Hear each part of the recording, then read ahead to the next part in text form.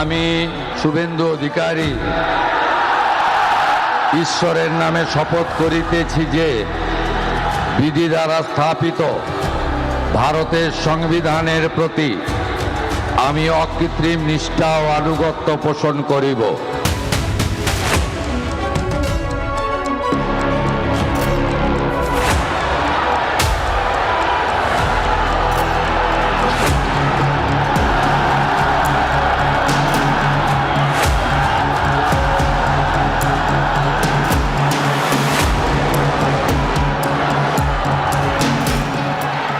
संकल्प सधे श्रम सधा सदा परिवर्तन का बिंदु।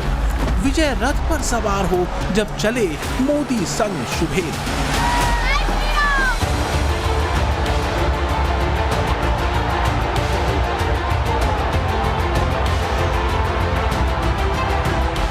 बंगाल की हवा में फिलहाल यही नारे गूंज रहे हैं। बंगाल की धरती पर चली भगवा लहर का शंखनाद हुआ। शुभेंदु अधिकारी ने संविधान की सौगंध ली। कोलकाता के विराट मंच पर जन और गण को पीएम मोदी ने दंडवत प्रणाम किया।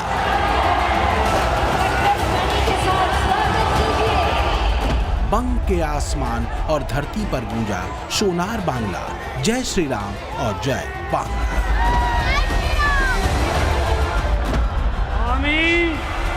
আমি শুভেন্দু অধিকারী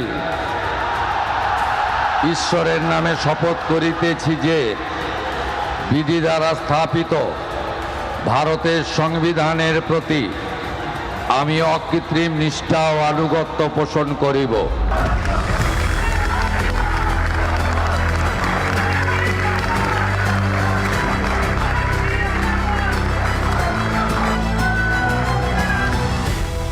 संघर्ष, श्रम और चिर साधना अंततः फलीभूत हुई और पूरब के आसमान में सिंदूरी रंग चढ़ ही गया। राष्ट्रवाद का संकल्प श्रम में बदला, तपा, सैकड़ों आहूतियां हुई, लेकिन स्वप्न सिद्ध हुआ।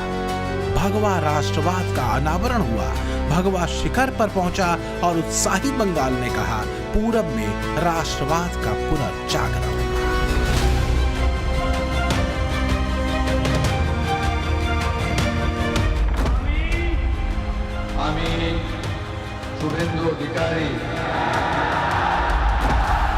तो कोलकाता के ब्रिगेड परेड ग्राउंड में शुभेंदु अधिकारी ने बंगाल के मुख्यमंत्री पद की शपथ ली। बीजेपी के सीनियर लीडर दिलीप घोष के साथ ही अग्निमित्रा पॉल, खुदीराम टूडू, अशोक कीर्तनिया, निशित प्रमाणित ने मंत्री पद की शपथ ली। बीजेपी के समर्थक और कार्यकर्ता यहाँ एकदम जोश में और उत्साह में नजर आए। अब देखिए, कहाँ से आए आप लोग? यहीं से, महेश तला। यहीं के रहने वाले हैं? हाँ। कैसा लग रहा है नई सरकार? बहुत अच्छा लग रहा है, रामराज आ गया है। रामराज आ गया है। एकदम एकदम बहुत एनर्जेटिक है। आप देखिए, सब जगह हर जगह आपको भगवा और कमल के झंडे दिखाई देंगे। सत्ताएं देखिए, हर स्टेट में परिवर्तन होती है, लेकिन आपको ऐसा ये जो शपथ समारोह ऐसा कहीं नहीं मिलेगा। ऐसे लग रहा है लोग आजाद हुए, एक तरह से एक बंदी से आजाद हुए, सब खुले में सांस ले रहे हैं। बहुत एनर्जेटिक। जय जय श्री राम, जय श्री राम, जय जय। और खून नहीं होगा, मांग में सिंदूर, हाथ में सागर नहीं टूटेगा।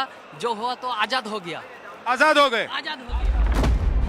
सबसे बड़ी बात ये कि बंगाल में भगवा सरकार का आधिकारिक गठन हुआ गुरुदेव रविंद्रनाथ टैगोर के जयंती के दिन। आज का दिन बहुत महत्वपूर्ण है देश के लिए, बंगाल के लिए। इसलिए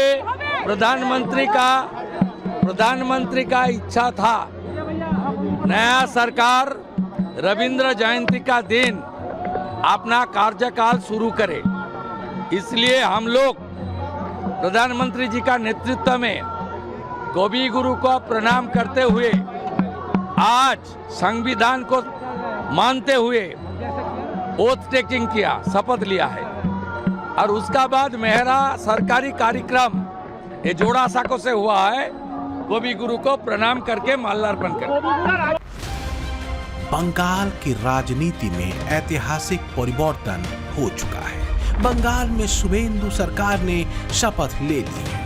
कुछ विश्लेषक कह रहे हैं कि ये पूरब में राष्ट्रवाद का पुनर्जागरण है।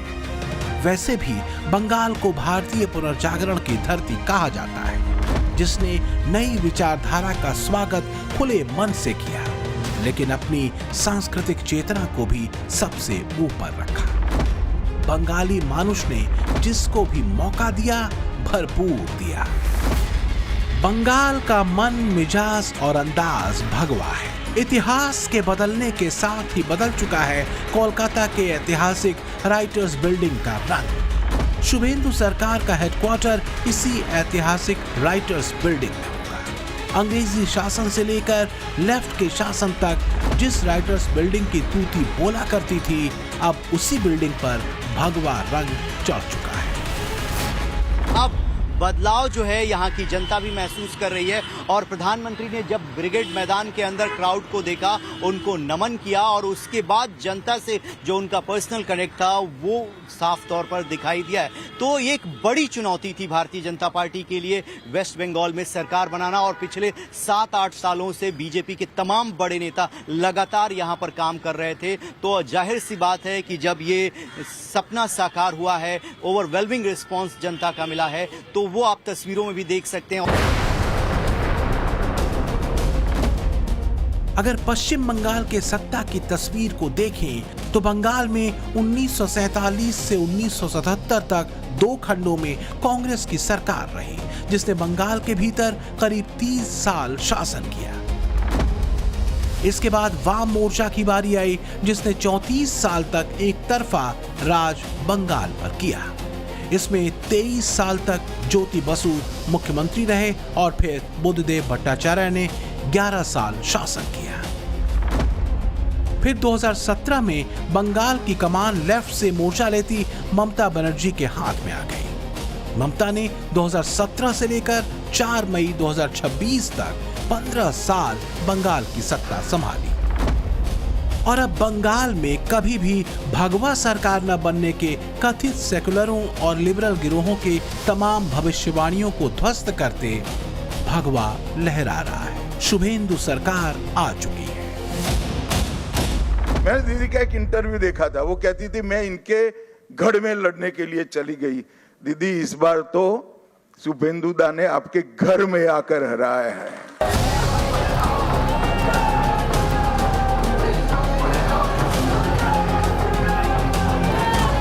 बंगाल की धरती और आकाश में भगवा गुलाल उड़ रहा है। लंबे वर्षों की प्रतीक्षा, परिश्रम ने प्राण सिद्ध किया है।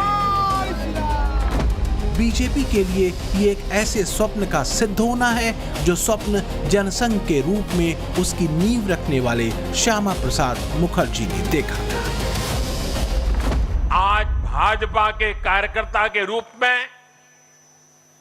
मेरे मन में बार बार एक और बात आ रही है, और वो बात यह है कि डॉक्टर श्यामा प्रसाद मुखर्जी की आत्मा को आज कितनी शांति मिली होगी। डॉक्टर मुखर्जी ने पश्चिम बंगाल को भारत का हिस्सा बनाए रखने के लिए एक बड़ी लड़ाई लड़ी थी। उन्होंने जिस सशक्त और समृद्ध बंगाल का सपना देखा था, वो सपना कई दशकों से पूरा होने का इंतजार कर रहा था।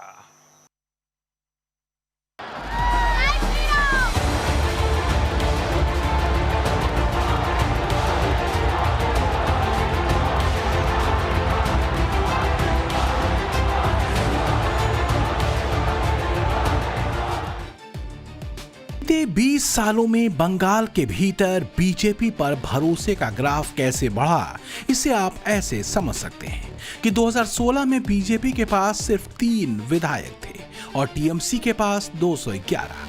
5 साल बाद यानी 2021 में बीजेपी ने जबरदस्त छलांग लगाई और लेफ्ट कांग्रेस को पस्त करते हुए बंगाल की दूसरे नंबर की पार्टी बन गई। बीजेपी के 77 विधायक जीते और 2026 आते आते बीजेपी की तपस्या सिद्ध हुई। 77 की संख्या 207 हो गई। यानी बंगाली मां माटी मानुष ने दीदी से ज्यादा भरोसा बीजेपी और ब्रांड मोदी पर किया और दीदी सत्ता से बाहर हो गई।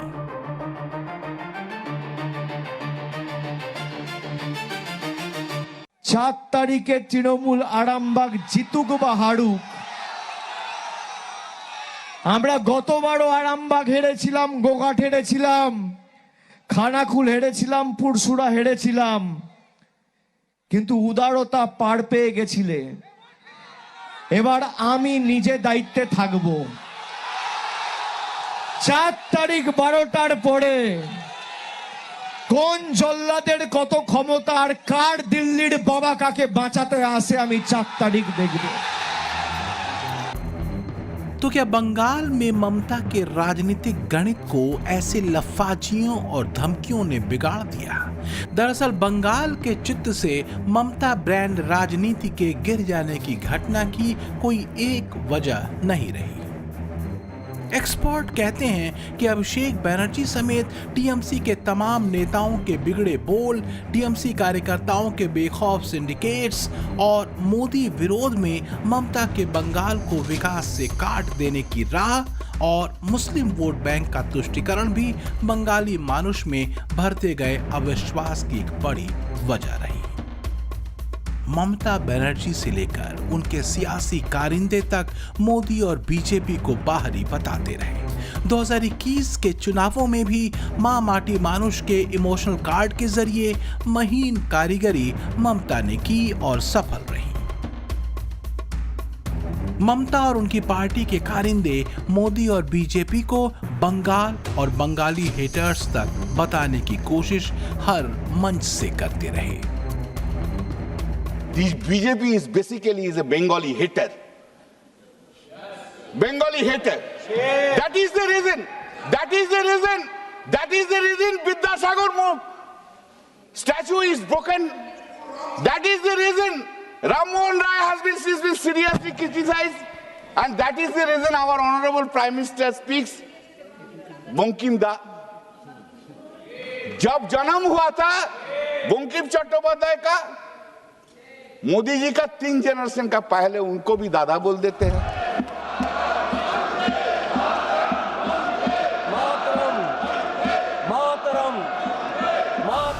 लेकिन बंकिम चंद्र चट्टोपाध्याय की बात करने वाली टीएमसी की कथनी और करनी का फर्क बंगाल की जनता ने देखा।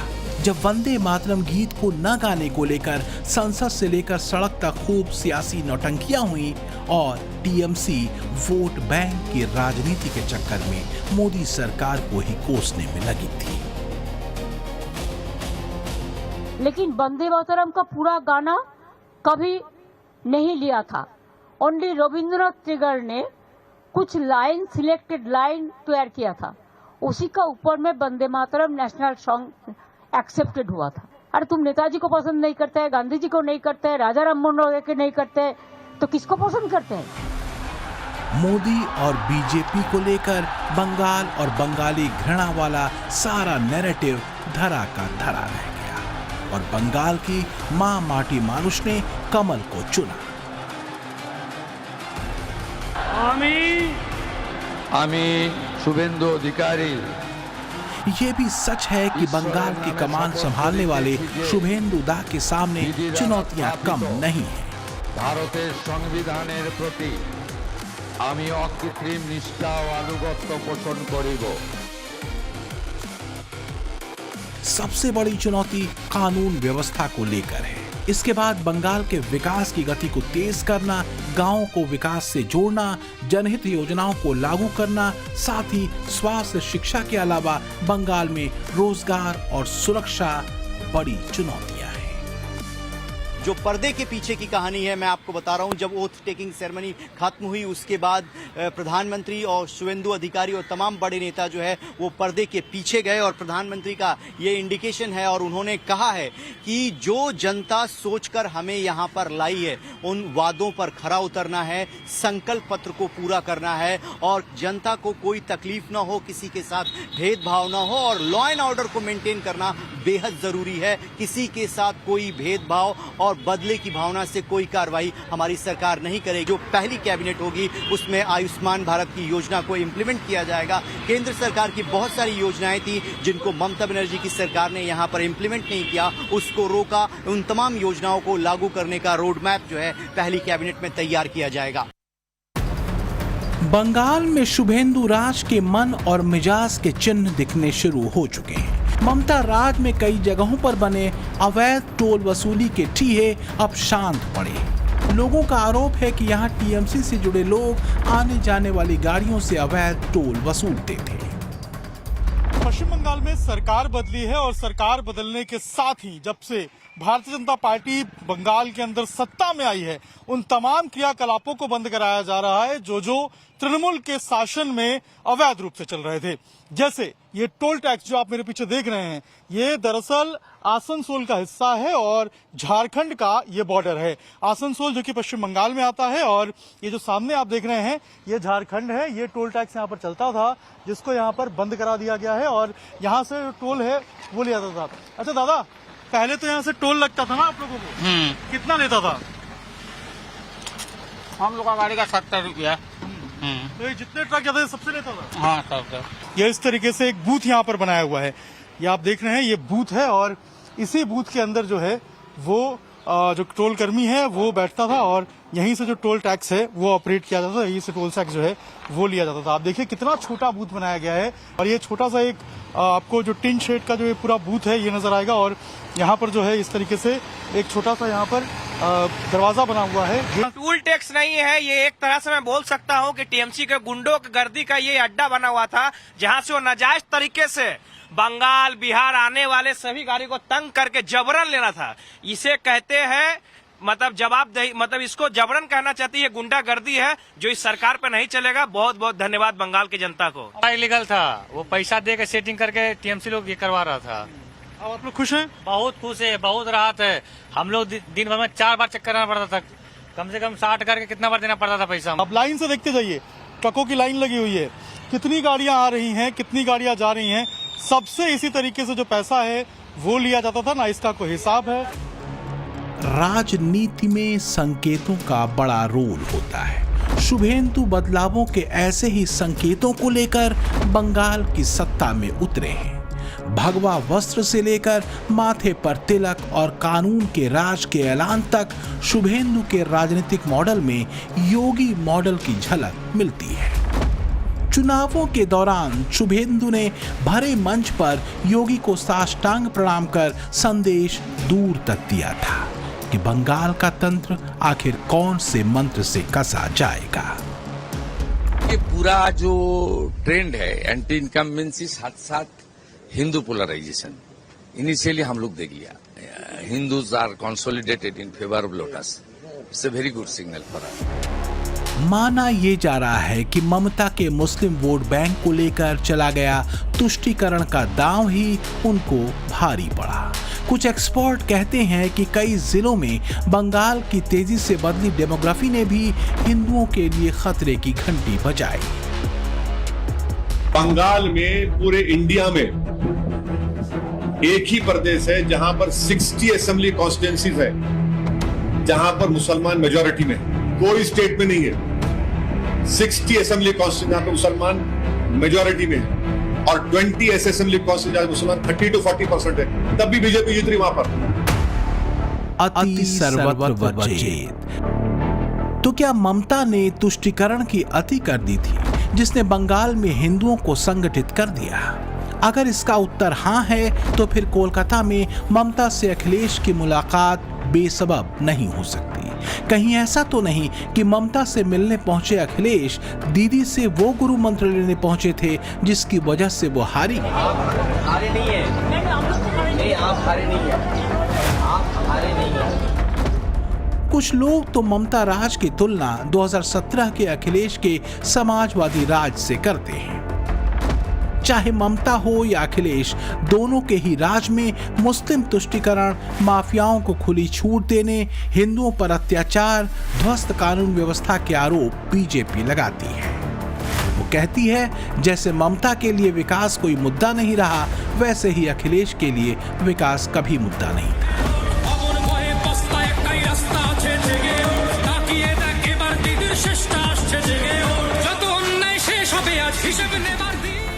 बंगाल में भगवा सूर्योदय हो चुका है, लेकिन बंगाल के नए सूर्योदय की अरुणिमा क्या बंगाल के करीब 7 दशकों से ज्यादा राजनीतिक रक्त चरित्र को धो पाएगी? क्योंकि 1947 से अब तक के दौर में बंगाल ने राजनीति के क्रूर और कलंकित कालखंड को देखा है। चाहे वामपंथी राज रहा हो या ममता राज, हर दौर में चुनावी हिंसा चरम पर रही।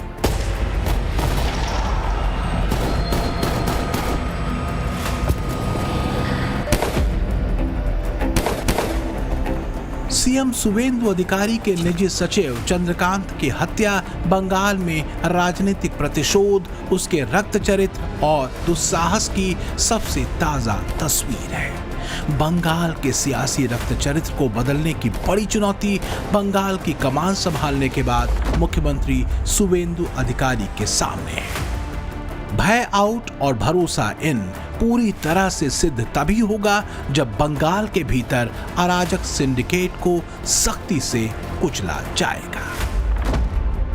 तो सबसे पहले तो 3 प्राथमिकताएं शुभेंदु के लिए सबसे ऊपर होंगी।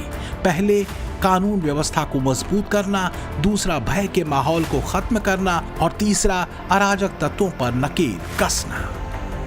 चंद्रकांत राज को मर्डर करने के लिए एक ही वजह है, वो बीजेपी का शुभेंदु अधिकारी का एग्जीक्यूटिव असिस्टेंट है और शुभेंदु ने हाल ही जो चुनाव हुआ नतीजा आया, भवानीपुर में ममता बनर्जी को हराया, यही कारण हो सकता है।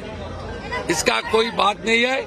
मैं उनका परिवार का साथ दूंगा और परिवार का जो डिमांड है तुरंत इसको जो किया है उनको हिरासत में लेकर चार्जशीट करके कॉन्विक्शन दिलाना।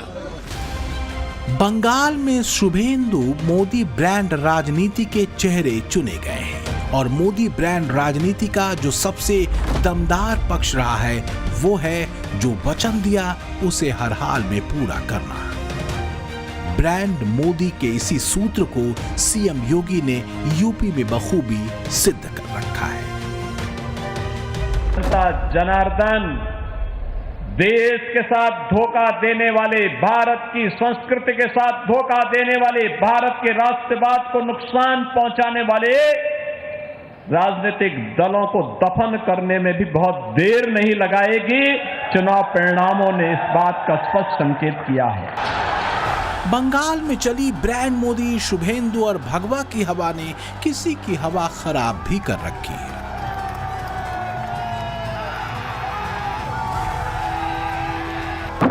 समाजवादी खेमे में नर्वस 2027 की आशंका बढ़ गई है। इसके पीछे 2 वजह हैं। बंगाल में 30% मुस्लिम वोट होने के बावजूद ममता के दुर्ग का ढह जाना और बीजेपी की बड़े पैमाने पर SC/ST सीटों पर विजय।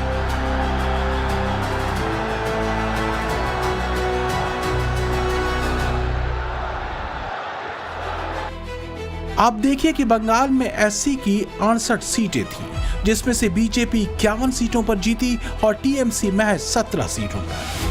इसी तरह बंगाल में ST की 16 सीटें थीं। इन सभी सीटों पर बीजेपी ने क्लीन स्वीप किया, यानी 16 की 16 सीटें बीजेपी जीत गई और TMC का खाता भी नहीं खोला।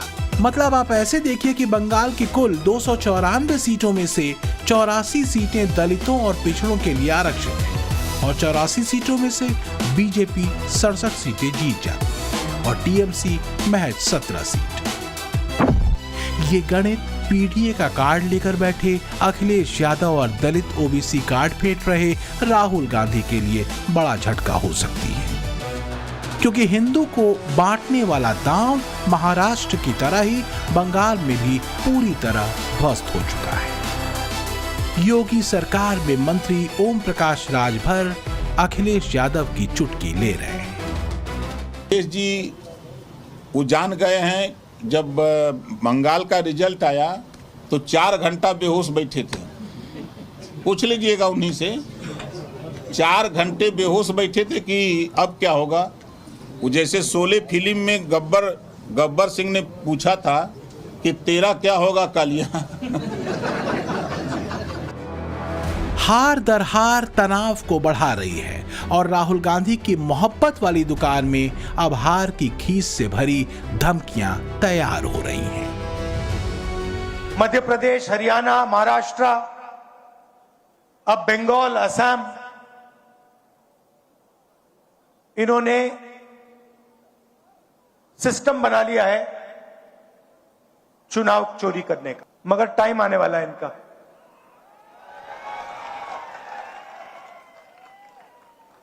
आप देख लेना, इनका टाइम आने वाला है। हम कांग्रेस पार्टी, आप लिख के ले लो, कांग्रेस पार्टी नरेंद्र मोदी को हराएगी और फिर देखना हम क्या कार्रवाई करते हैं नरेंद्र मोदी के साथ। ये भाषा बताती है कि अपने नेतृत्व में कांग्रेस को हारों का शतक देने वाले राहुल गांधी मोहब्बत के राग में आकंठ कैसे डूबे हैं।